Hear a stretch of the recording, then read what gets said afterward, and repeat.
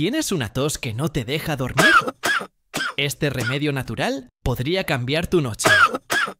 Hoy te traigo un jarabe 100% natural, casero y súper efectivo para calmar la tos seca o con flema.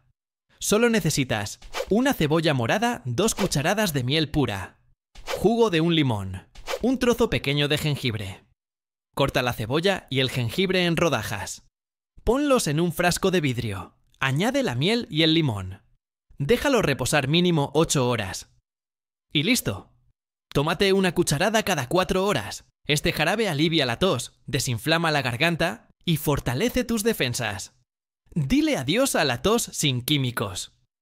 Dale like si te gustó y suscríbete para más recetas naturales. ¿Ya lo conocías? Cuéntame en los comentarios.